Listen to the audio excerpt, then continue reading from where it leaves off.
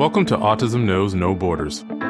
Discover what's possible when people impacted by autism inspire change and build community. Together with the Global Autism Project, here's your host, Rachel Harmon.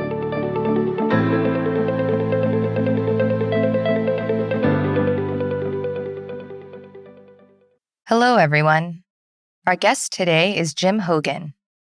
An autistic computer scientist, Jim is both the Principal Innovation Strategist at Google Cloud and the VP of Accessibility and Technology for Google's Disability Alliance. In today's conversation, we discuss Jim losing his brother at a young age, being bullied as a child and as an adult, how autism affects his everyday life, a traumatic experience working at a hostile environment, finding a place to belong at Google, psychological safety, the key to innovation, accessible technology, disclosure and accommodations at the workplace, and advice for those who want to be better allies of autistic people. In this episode, discover what's possible when you transform others with kindness. To learn more about Jim and his work, please visit our show notes at autismknowsnoborders.com. We appreciate your time. If you enjoy this podcast and you'd like to support our mission, please take just a few seconds to share it with one person who you think will find value in it too. You can also follow us on Instagram at Autism Podcast, subscribe to our YouTube channel, Global Autism Project, and join our online community at community.globalautismproject.org. And now I present you Jim Hogan.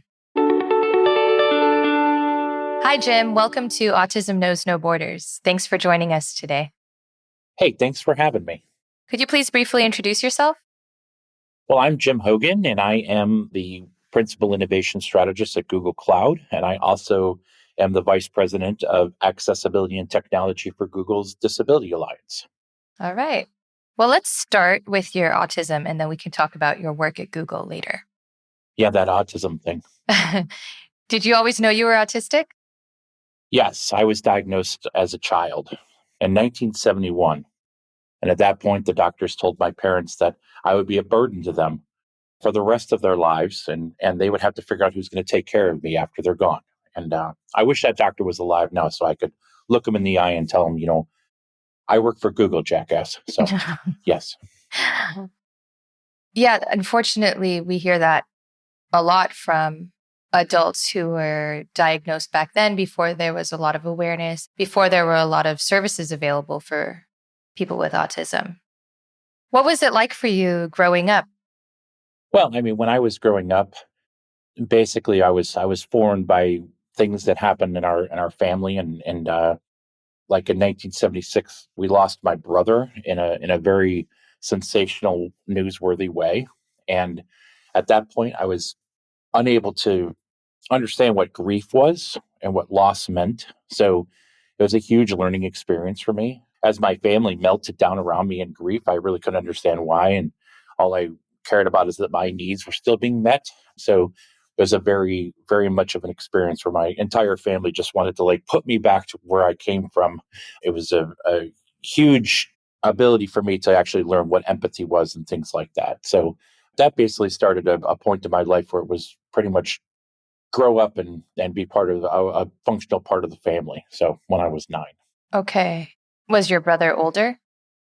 Yeah, my brother was 19, and he was the person that I looked up to most. He was somebody who really understood me, and it was kind of one of my people that was an advocate. So I ended up losing that, but I couldn't really understand what that loss meant at the time. So because empathy is something that, being autistic, you have to actually learn, what grief means and how do you actually find your empathy and things like that. So a lot of people are born with that and understand that, but I had to actually kind of learn that through lived experience.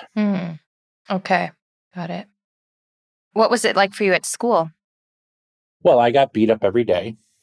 And so my job was to try to avoid people as much as possible. And most of the time I was basically just in independent study. So I didn't really have much of a school life until I got to high school. And most of that time was spent swimming and reading in the library. How did you cope with the bullying? I became really, really tough and strong. And my father said that you have to learn how to protect yourself. So when I was younger, he basically took me and got me trained up on how to protect myself. And then it took a little while before I actually stood up to a bully. I was 13 going on 14, and I pretty much was standing in line at high school orientation, like standing in line to get our schedule and books. And some bully from my past just walked up and, pushed me out of line. And I just remember that was the first time that I just said, like, I'm not going to take it anymore. And then after that, I didn't get, as bullied as much.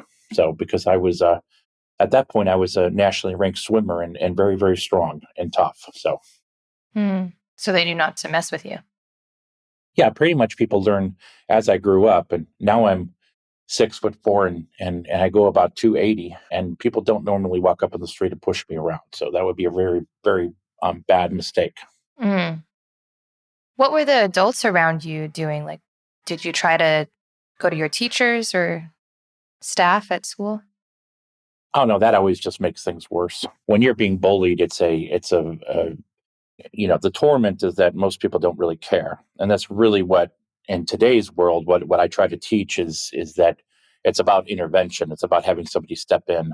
But most of the time, even adults today think like that's just normal part of growing up. So, kids are kids, but it does definitely, you know, people don't realize that even though I'm big and physically strong now, I still have a fragility in my mind, for all the things that I've been through. Mm-hmm. That just never goes away. So, and that's really what I teach now for people to understand that intervention is key.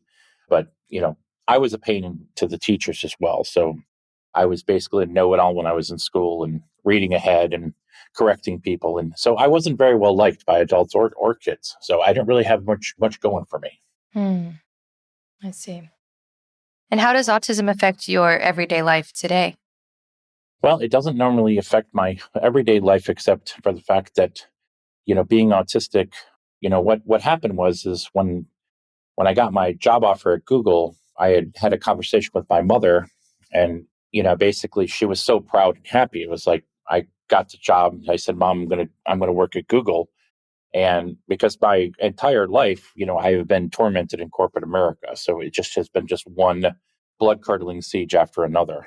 Just worrying about whether I'm going to get bullied and being bullied so much that I was actually in the hospital. And so when I told my mom I got a job at Google, she was like, finally, you're going to land at a safe place. She knew that Google was very good with programs for autistic adults and other things. And then I talked to her, and then I was supposed to see her that Saturday, and she passed away Friday night. Oh, wow. And that was our last phone call. The other thing that happened was George Floyd was murdered that weekend. And so what happened to me was I kind of stopped being like a self-advocate and became more of an activist, which is why I'm way more outspoken now. And I now am helping way more people than I ever have. So I have over 170 mentees in my life. I spend a lot of time doing content and a lot of time telling my story and trying to cut through my shame by using vulnerability. But being autistic is part of my existence. I'm 55 years old. I don't have any ability to mask anymore because it's just too tiring. So I am a take me as I am human now. And when I joined Google, I was accepted and I did find a sense of belonging. And I realized that belonging is something that's very hard work for, not just for people around you, but it's actually, you have to be actively involved to get belonging. You can't just like walk into a party and belong unless you actually engage with people. And so my wife and I started to craft new ways that we could tell my story. And we basically get a lot of people to tell the story. And because she says that 100 people whispering is a lot better than one dude screaming. So, Yeah. and that's basically how I handle my being its autistic adventure now. Mm-hmm. Could you back up and talk about that experience that led you to be in the hospital? What happened there? Well, I was working for a company and I was involved in a hostile workplace with a guy who was lateral to me. And he basically was resisting some change that corporate had hired me to do, as part of the accounting that we work for. So, and this is a very large company, 175,000 employees, very large, multi-billion-dollar project that they assigned me to. And what the corporate people wanted me to do was come in and implement new processes about how we're delivering services. And this guy resisted me. And because he was resisting me, the HR people were telling me to like keep tabs on him and figure out why he's resisting. And then what ended up happening is it just led to him just, repeatedly teasing and repeatedly just making my life more difficult than it needed to be. And then that all culminated to the event where he took a photo from 9/11, this very famous photo called The Falling Man. And he put that on the community bulletin board and he circled the falling man and drew a line and wrote the word Hogan. So I came in one day and saw that everybody was laughing around the bulletin board, this public community bulletin board at work. And once I walked in and realized, okay, today's going to be a good day, people are laughing and happy. But then I found out they were laughing at my expense. And I was basically like, that is not kind. Why are you laughing at this? This is nothing to laugh at. So finally, I just tore this thing off the wall and started screaming at everybody. And one of the things that my wife and I always say is that just because you're part of a marginalized community does not give you the right to act badly. And so people can say, oh, he's autistic, it's okay. But nobody will say that. So in corporate America, if you have a meltdown inside the office suite you work, you are going to have ramifications for that. Mm-hmm. And my ramification was about 3 hours later, they called everybody into this big all hands call and said, if you work for Jim Hogan in the morning, you no longer work for Jim Hogan. And then when I was upset about that, they came back and said, well, if you're upset and you don't want to be at work anymore, then you should just go take a leave and leave the office right now. You're not fired, but we don't want you here anymore. And the problem with that is that you can feel a snowball building up, Rachel. And the problem with that is that I was relying on my job for my routine. And my routine was, coming into the office, stopping, getting my coffee, checking my email, going to the community bulletin board, which I probably should have stopped doing. And basically, when they took that routine away, I had like nothing to protect myself from the environment around me because routine, I kind of used that to stay into a focused state. When the routine was gone, I basically didn't know how to advance throughout my day. So I was basically walking the street and it's after dark. And this is like the couple of days before my wife's second anniversary. So we're back in 2004. And somebody called the police and said there's a suspicious person. He's walking, he's kind of chanting to himself. He's rocking a very, very, very peculiar looking large man. The police decided to react to that by just rolling up on me with 4 cop cars. And out of those 4 cop cars poured 8 cops. And they thought it would be a good idea to just run around the corner and tackle me, which is never a good idea. I had my headphones on and I was basically caught by surprise when I was some guy just like jumps on my back. It felt like when I was like play fighting with my nephews and everything, like some person just jumps on my back and that was his attempt to tackle me and take me down. And I didn't know what was going on. So I fought. So the next thing you know, I'm like involved in like a major fight with 8 cops. And finally, I just realized like if I don't stop fighting and resisting, they're going to, and I didn't really have anything to resist for because I should not be in trouble for just walking down the street.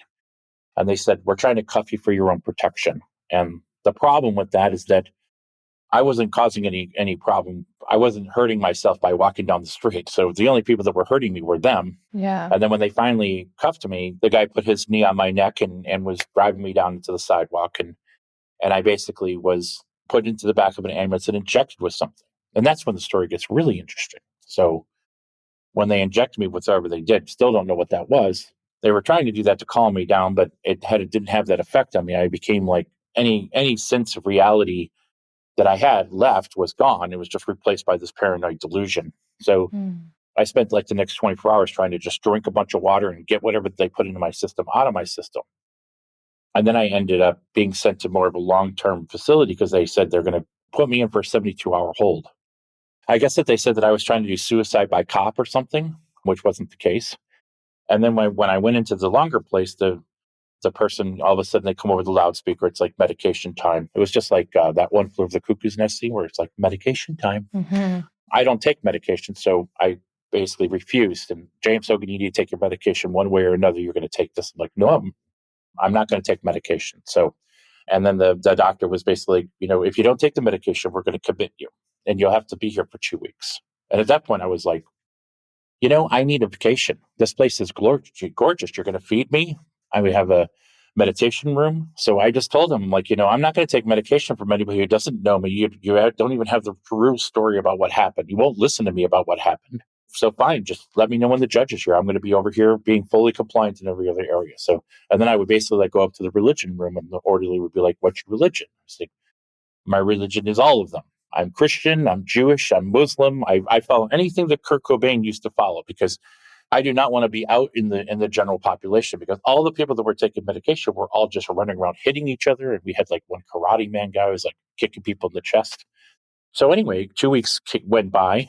I had a couple of interesting conversations with the doctor. He told me that he gets paid for every pill that he gives to people, and that's how he makes his money. I don't know why he told me that.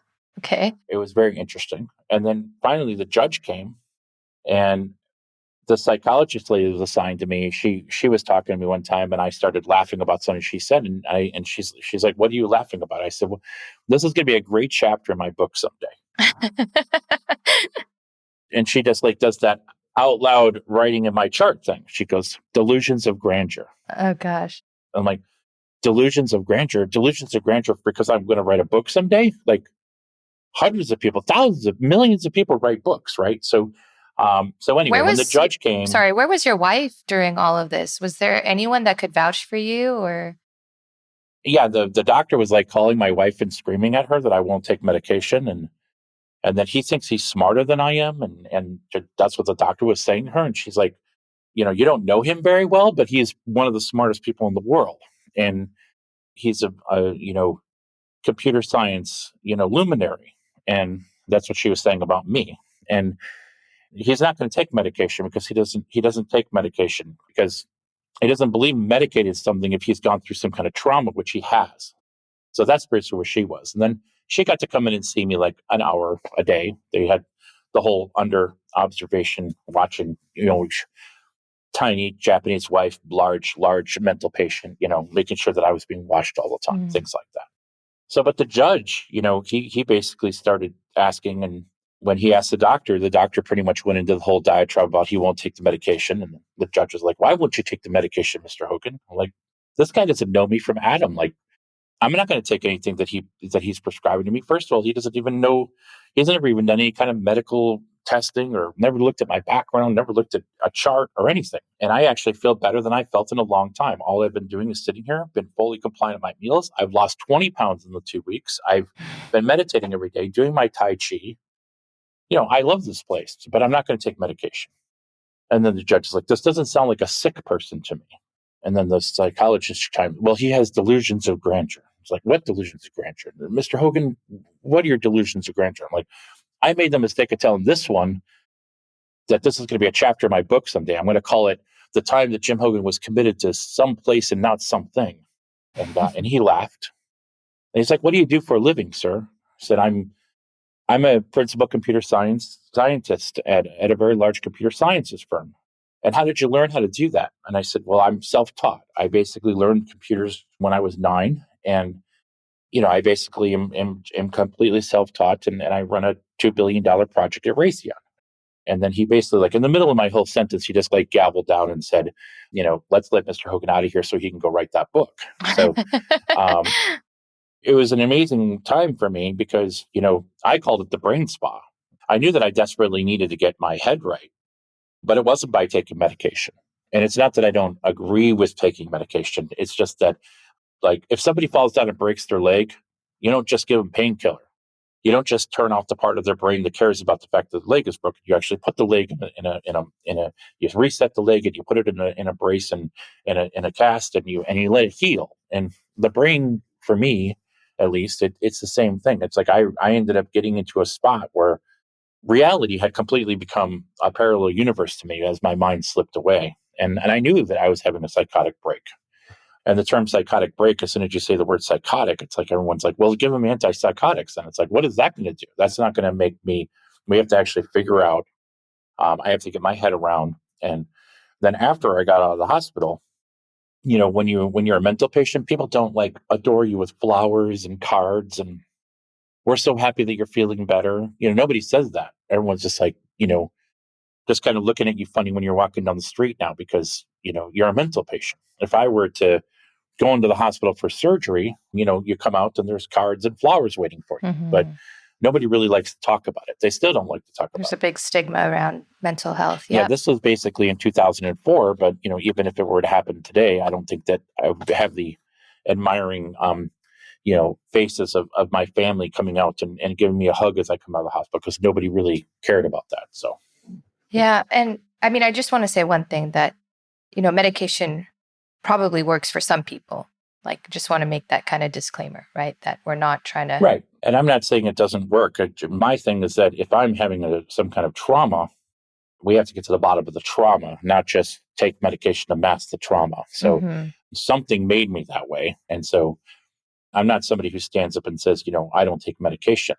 I take medication for certain things, but I'm not going to let some doctor who's never talked to me before, knows nothing about my medical history, diagnose me anything. And then when I ended up getting out, we found like a brain team, and nobody wanted me to be on medication. Everybody just wanted me to keep doing what I was doing, journaling, meditating, making sure I establish guardrails so I know that if I'm about to go off the rails again, because cruelty is everywhere. So, and cruelty will definitely find me again. Did you end up going back to that same company?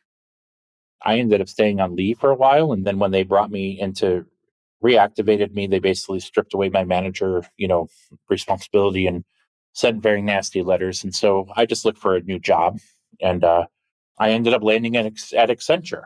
Okay. And then when I was at Accenture, when I have a new project that I'm on, I do a Jim Hogan user guide. So I basically explained to everybody that I'm autistic. This is the way I schedule my time. This is how you should interact with me. Oh, that's great. And, I may be wearing noise canceling headphones. Don't sneak up on me, things like that. What happened to the guy who kind of did that prank, I guess? He got promoted. And that's what's really kind of terrible about this story is you think about bullies and you think about children, usually at school. And these adults who are bullies, maybe they were bullies when they were children, but sometimes you don't hear how their behavior really impacts people around them.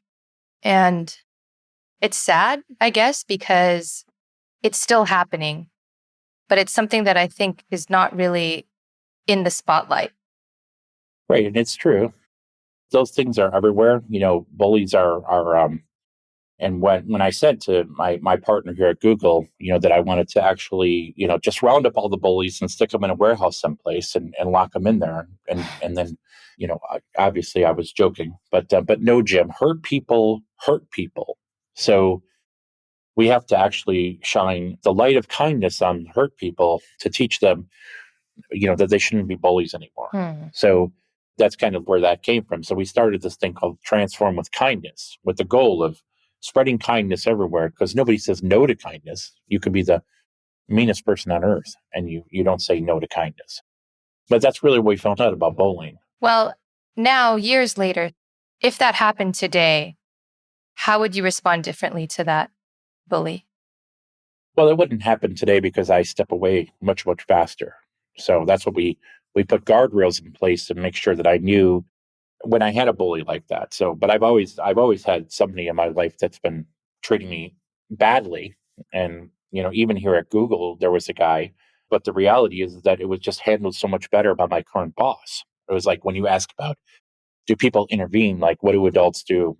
I still have the adults in my life, AKA leadership. And this is the first time where somebody identified the fact that, like, you don't really seem like you're thriving, because there seems to be some kind of personality clash. So in a nice way saying, we're going to move you to a new team, which ended up being really good for me. So, because the thing about Google is the first time I've ever been completely 100% out and proud about being an autistic individual. Like, I not only tell just the people who are in my orbit, but I tell the people I basically speak all the time. And that's the big difference is that, I kind of upgraded to activist, and I realized, like, you're dealing with something that when somebody keeps telling me that, this is what my lived experiences have been like, and then you start treating me poorly, that is not somebody who is, that I would be able to work with. So, and I didn't have to even make a decision about maybe I should walk away from this job, because my boss kind of realized that and said, we're going to move you away from him. But then what happens to that person? Like, where is that consequence? There is no consequence. I mean, the sad reality is there's no consequence for doing anything terrible in corporate America. I have seen people lie, just blatantly lie, not at Google. I had the experience at Accenture where I basically printed out my user guide, and the guy who was like in charge of the whole project, so I have everybody around the table and just like going to go over this user guide about how to engage Jim Hogan. And he just kind of got like one page in and closed it up and threw it down and said, "Isn't there a pill you can take to be more normal?" Oh, wow. And I said, "Why would I take a pill? I'm the cure for what you have." And then basically that guy, of course, became my nemesis for the next 4 years. So every time he had the opportunity to try to make up a story about me, he would do that. And one time he got the opportunity to write like a performance review for some work that I did that really wasn't even in his orbit, but he lied about me. He just basically he completely lied, got a couple of people to go along with him for political reasons, and the next thing you know, it's like laddered right at the bottom, and then they have the career discussion appears in your calendar and you attend that call. It's like, "I'm sorry, but your performance just isn't up to Accenture standards and we're going to have to ask you to leave." It's like, "Okay," like after 4 years. And he's like, "Well, you seem happy about it." It's like, "Yes, I am happy about this because like you let people exist in this world who lie, cheat, and do everything they can to move themselves up at the expense of other people. And this isn't a company I want to be associated with." We then my wife and I tried to set up a company where we were helping autistic individuals get jobs, and, a very noble, ambitious effort. And one of the Accenture people who were like one of the people that used to work with me on projects, decided like, "This is a very altruistic thing you're doing. I want to come over and help you." And said, "Okay." And then that person ended up making my own company a hostile workplace. Oh. And I had to just like walk. I just like told my wife, it's like, "I got to walk away from this. We got to like shut this thing down because those guardrails that we set up, they're going off right now." And it basically just one after another. Finally, I found happiness and I thought I was going to be really content, at a new job. And then some new person comes into my life and, sometimes you just end up against the worst bullies that you've ever seen. And then you just have to like, now I will just pack up my toys and leave the playground. I don't deal with bullies anymore. So Okay, got it. Well, let's talk about your work at Google.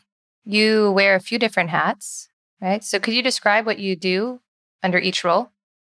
well, as principal innovation strategist, I basically help account teams in a sales organization, you know, deploy and utilize Google products, Google Cloud products. And as an innovation strategist, I'm starting to set up, standards and basically come up with actual ways to study whether or not innovation was effective or not. So I study things like causality to understand, why is innovation effective one place and not another, and efforts. And because nobody's really said, "Hey, here's the standards and policies and procedures that should be in place to innovate well." So Mm-hmm. so when that role, which I basically made up because I kind of came to Google and said, innovation is my jam, and talked to my boss about what I do for a living, and that's the title I came up with. And so I started an innovation strategy practice inside Google, which is cool.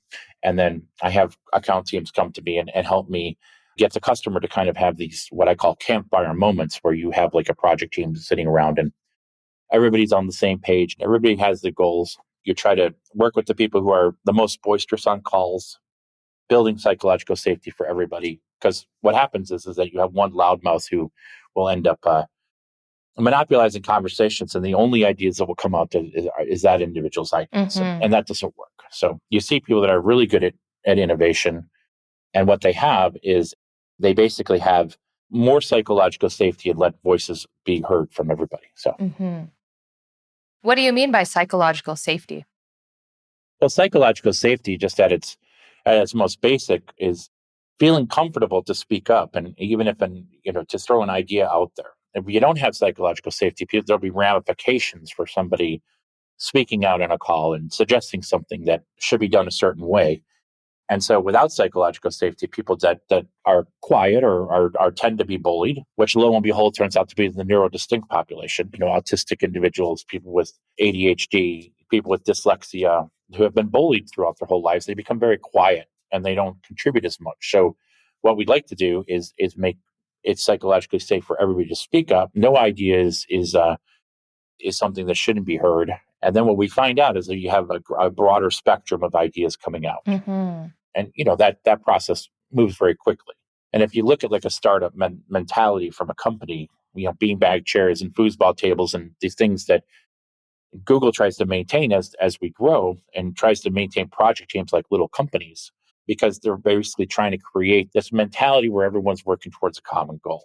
But as companies grow, it becomes more and more difficult to maintain that type of thing. So we have to kind of come back and remind people that it's really as simple as saying, be kind, like let people speak up. There's no ramification for somebody speaking up, because it's hilarious the amount of times, in today's day and age where you actually hear somebody was, well, that's a stupid idea. And guess what? Nobody wants to talk up when somebody's going to tell them their idea is stupid. Yeah.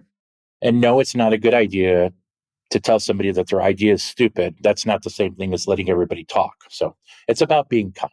And psychological safety basically culminates in no idea being left unsaid, because there isn't going to be that person who's going to jump up and say, no, that's a terrible idea. It's stupid.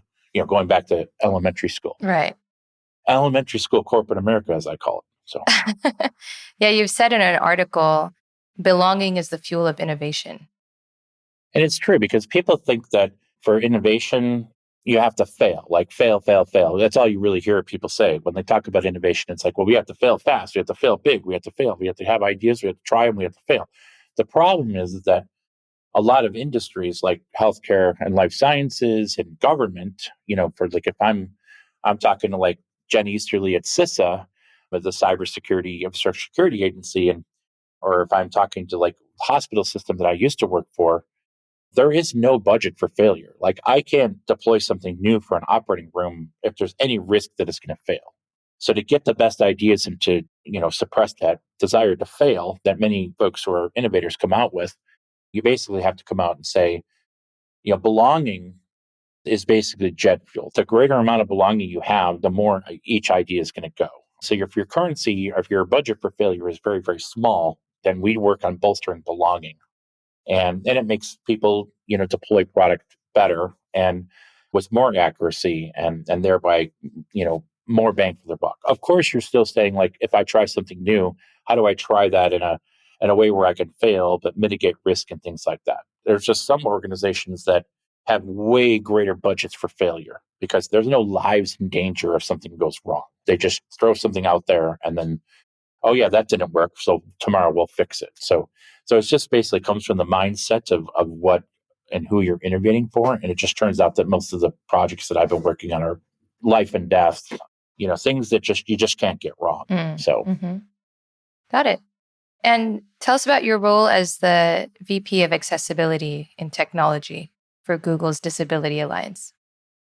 Well, that's a very special role for me, because I was actually elected to that position by my peers. The Disability Alliance is an employee resource group that covers all of Alphabet. When they told me like that I was nominated, elected to the role, I was quite happy, because it's actually more important than, to me, it's actually more fulfilling than just applying for a job and getting the job. Even though I applied for a job at Google like 40 times and finally got hired, but the nominated role and being elected to that role, it's very, very special. And so we basically help the Google product teams make products better for Googlers, because most of the time we're using a different version of product. So we basically will look at Google Meet and come back and say, here's what we could do to make this more accessible, or this group of users is looking to do. And then I use my influence inside Google to push product teams to get that done, and add new features that are great. And then the other part of that is I get to play with new things that come out, especially in the group that I try to serve, which is like non-speaking autistic individuals, and try to figure out, like, are there technologies out there that we could bring forth? And there may or may not be. That could be very private and confidential, and I can't talk about it, but I get to work on that. Okay. If it did exist. I was just going to ask what features you're excited about. And so, and I can tell you, like, things like in Meet, and then others came and adopted. There's things like the raise hand feature.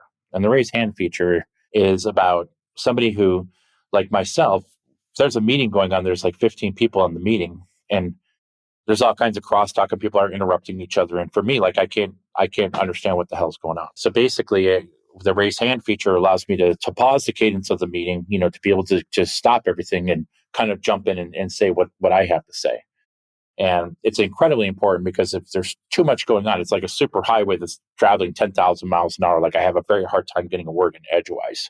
So if the people that are on the call with me ignore the raise hand feature, then I get really angry because it's part of my user guide and it's, that exists for a reason. Mm-hmm. So, and I'm kind of a huge activist when it comes to making sure every voice is being heard. So you put put the raise hand feature out there, and things like captions everywhere. It's something that really is a life changer. And all the folks that I've seen that are doing that work, and now you can just open up a Chrome browser and have captions for anything you're watching. It's just quite amazing. So very excited about that, and I'm very excited about anything that's coming out in the future that I may or may not have seen yet. Okay. We'll stay tuned for those. What are some accessibility concerns that you think could be improved or that you'd like to see developed? Well, what's funny is that when you think about accessibility, there's this Chick-fil-A that I go to. It's in the Dulles Airport. It's like always next to where my flight back to San Diego is every time I'm in Washington, D.C. And it has a very complicated queuing system. It's a very narrow queue because it's just like right in the middle of the terminal, has a huge queue.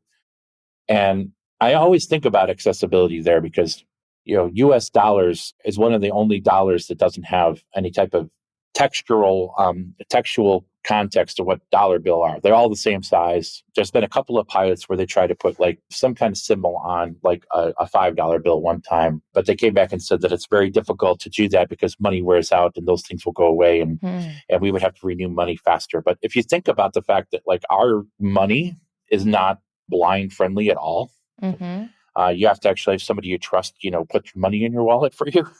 And then if you talk about like somebody who's nonverbal, there's no way to order the Chick-fil-A. You can't get into the queue. And then basically there's a spot where people that are using accessibility devices like wheelchairs can come in and cut the line. But people that are in a wheelchair, they don't want to be special. They just want everything to be equitable. They don't want to cut the line. They want to just go in and just be like everybody else and just have everything be equitable. And the reason I use that as an example is I'm always thinking about in this queue, like, if I were deaf or blind or using a mobility device, I probably would not get into Chick-fil-A. And nothing to do with Chick-fil-A. It just has to do with the way that systems are created and something as simple as just ordering fast food.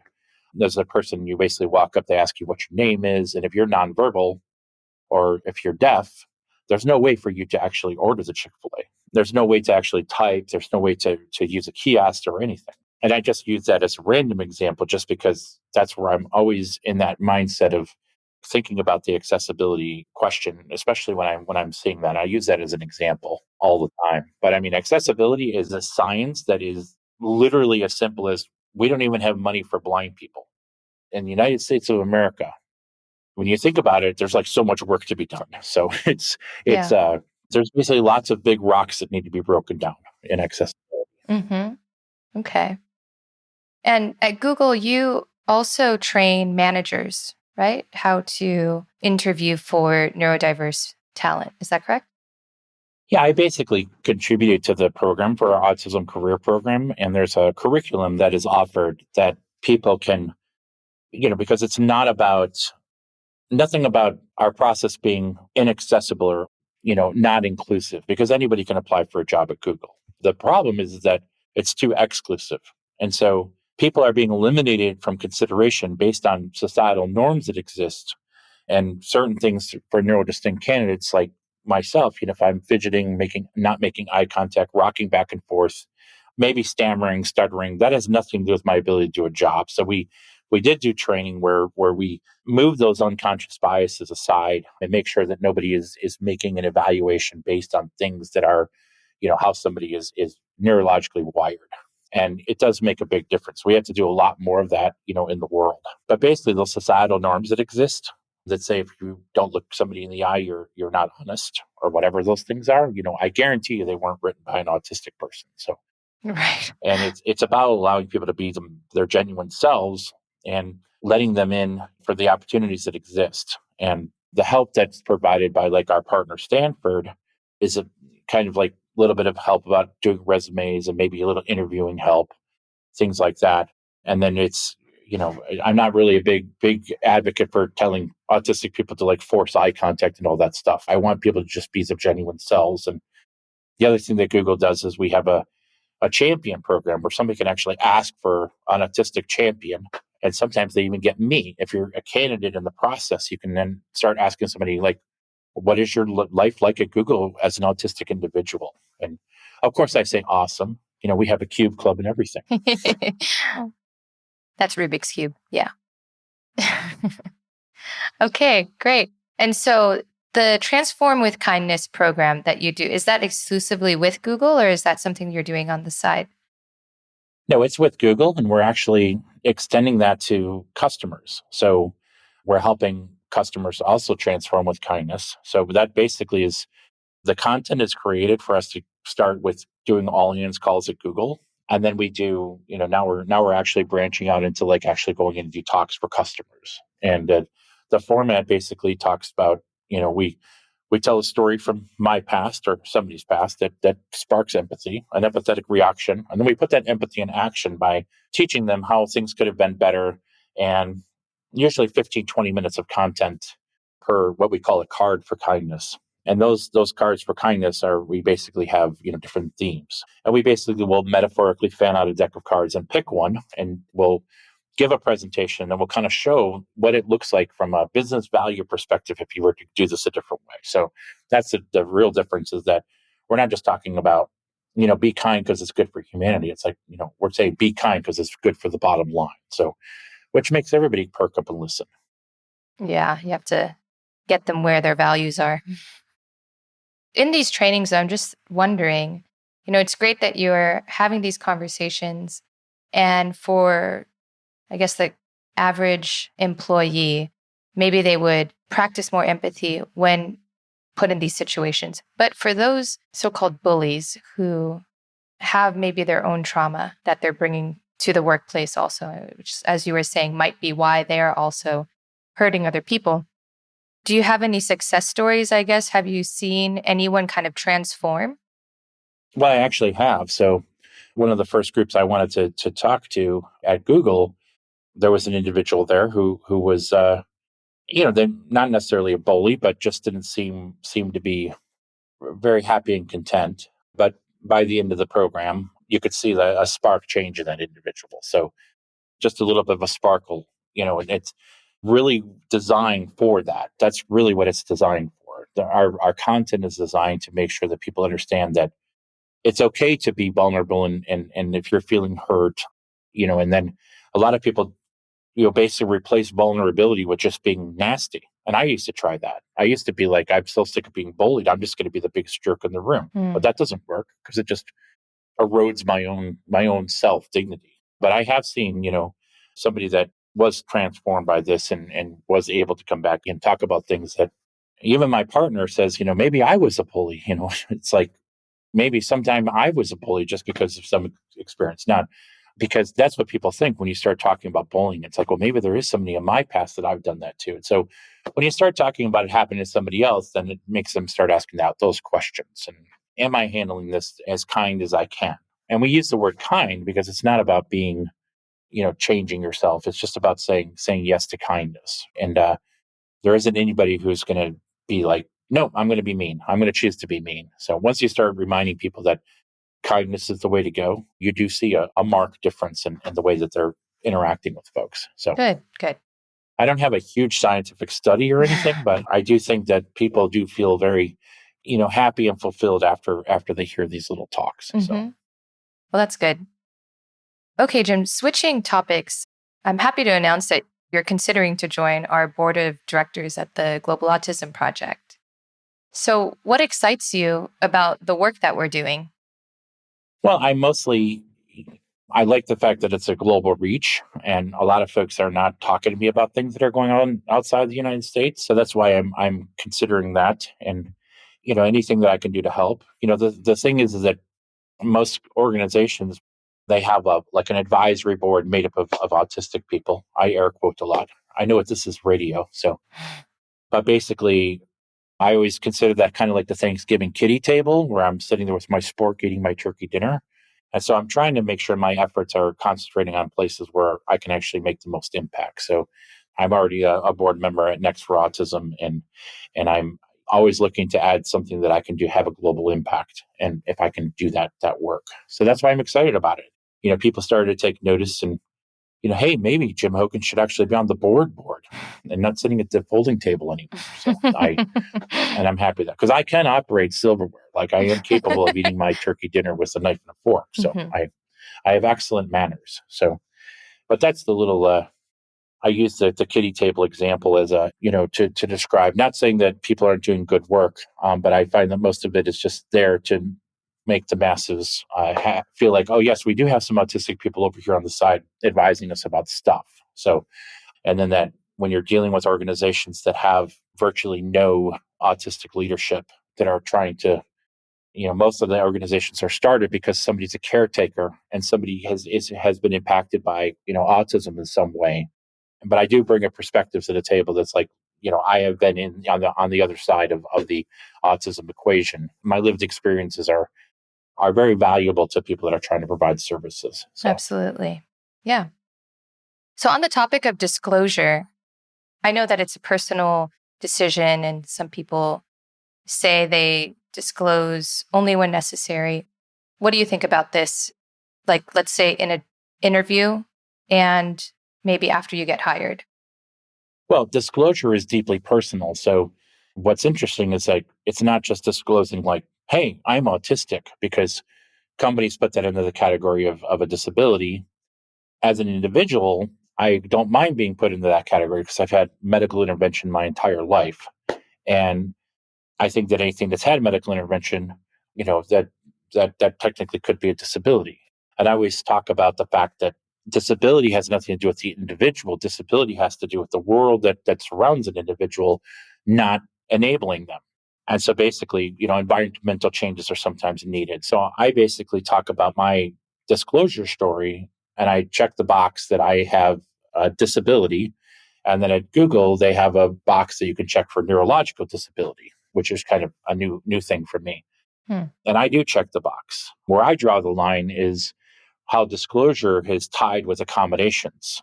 And accommodation is a gut-wrenching, humiliating experience where I have to actually come back and, as a 55-year-old man, prove that I'm autistic somehow and that I need to have, I need to have X, Y, Z. I've never asked for an accommodation, especially if somebody is going to be so rigid in the process that it starts with, hey, give me a doctor's note.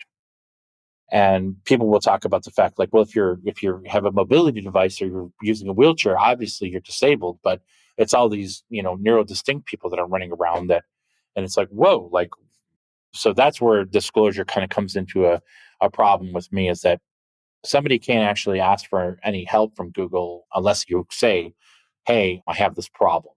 That's one of the things that is common knowledge, that disclosure has somehow been tied to giving people what they need to actually do their jobs better. And it's just something that I refuse to go through a process, even if I did need something. When it starts out, when you start opening a thing, and the first thing I start asking for is like, here, insert your doctor's note. And it's like, doctor's note, like, I don't have to prove I was born a certain way, right? I was born this way. I am not broken. I just need the world around me sometimes to help. And so because of that, that process is very humiliating. Disclosure is deeply personal, but when you tie disclosure to accommodation, it that becomes, even more tricky. So do you think on the employer's side, they're asking for that, I guess, proof because people might take advantage? I mean, that's actually kind of surprising that someone might take advantage. Yeah, don't know why. And the other thing that happens at companies is that they will take the request and then they go off and discuss it over here, without the person. And then that violates the international rule of nothing about us without us. We don't have conversations about somebody without them being included in the conversation. And, especially when you're talking about non-autistic people trying to figure out what's good for the new autistic employee. So accommodations is something that really needs to be disrupted. Most of the people that are doing those things are not impacted. They've never asked for an accommodation. Most people that have the dedicated office that they love were just given a dedicated office that they love, not because they need it or, it's just a very interesting process. So, Yeah. and one of the examples being like a company may have assigned seats for some and not assigned seats for others. And then they say, if you want an assigned seat and you don't have one, then go through the accommodation process. But the problem is that if anybody in the company has an assigned seat that didn't have to go through the accommodation process, now we're no longer equitable. And, it's not, the same rules don't apply to everybody because some people just get to come to work and go to their office. Other people have to beg for the ability to do that. Well, explain to me, just give me a doctor's note. Maybe I'll think about it. Well, Johnny didn't have to sign it, give you a doctor's note, And so you think about things that are, lack equity. And that's one of the things. Accommodations is a huge prickly pear. So, just all over the place. I hear it all the time. So, Interesting. Okay. And I mentor over 170 people, and most talk about the accommodation process. So not just at Google, I mentor people all over the world. And, most of the conversation, the number one topic, if I were to rank them, is the first thing is accommodation, not just for autistic individuals. It's just people asking for accommodations and people asking for people to understand what dyslexia is and people understand what ADHD is. And the first thing that a manager, this isn't just Google centric, but if a manager says to them, if you need extra help with your ADHD, then please go talk to your accommodation people about that. And let us know what you need. And it's like, that's not what the person's just asking for kindness at that point. They're just asking for, to be made to feel like they're part of something. And so that's what's very interesting. Mm-hmm. Got it. All right, Jim, I'd like to close with one last question. What advice would you give to people who are interested in being better allies to those with disabilities, like let's say in the workplace? Well, the best advice that I can give is to make sure that you are giving them a platform to tell their stories and amplifying their voices. A lot of folks don't provide the opportunity to build content and to have people tell their stories. And that's really the sad part. Sometimes I will say that the content that we do is the most important thing that we do. And giving people the opportunity to kind of tell their stories and really understand what they actually need. And, that's the best way to be an ally. So the folks that I'm allied up with at Google, the most valuable folks to me are the ones who are amplifying my story. And if I post something or if I email, somebody will come back and say, yes, this really needs to be paid attention to. So especially if you have somebody who's higher up, and that's a way to be a good ally, is to make sure that you are doing the work to amplify the voices around you and make sure that you're hearing everybody and taking their situations, very, very serious and allowing them the opportunity to tell their story. Yeah. All right, Jim, anything else that you want to talk about that I didn't get to? No, you don't care about my Rubik's Cube. Do you want to talk about your Rubik's Cube? Well, I do have a external site called thingabouthardproblems.com that talks about the Rubik's Cube being a metaphor for why we should be all solving problems. So maybe we'll save that for our next podcast. All right. How can people learn more about you and your work? Do you have a website or LinkedIn or something? Social media? The best place to stalk Jim Hogan is on LinkedIn. Okay. I am a content publisher, so I do have a lot of content. And so hopefully the content that I produce this week, after meeting my boss face-to-face for the first time, after being here for 2 years, is going to be very fun and entertaining for everybody. Stay tuned for that. All right. Well, thank you, Jim. This was a really fun conversation. Well, thanks for having me. And thank you for listening, Radioland. Thanks for tuning in to Autism Knows No Borders. By sharing stories that spark empathy, we too can remind others to choose kindness. Have you ever transformed someone with kindness? Share your experiences over in our online global autism community. Like Jim, are you a self-advocate willing to share your story and educate others? Or are you a family member hoping to support and empower your loved one? Are you a professional seeking to hear directly from autistic voices and improve your practice? Whatever your role related to autism is, you can join our online global autism community to connect and collaborate with people all over the world. Sign up today at community.globalautismproject.org. Let's work together to transform how the world relates to autism. Thanks for listening. Take care. Tune in each week for engaging conversations of how people across the globe are inspiring change and building community. You've been listening to Autism Knows No Borders, brought to you by the Global Autism Project. You can find Rachel's notes for this episode and learn more about today's guests at autismknowsnoborders.com. If you enjoyed this episode, please kindly rate the show and leave a review. By doing so, you'll be helping us increase awareness and acceptance of autism around the world.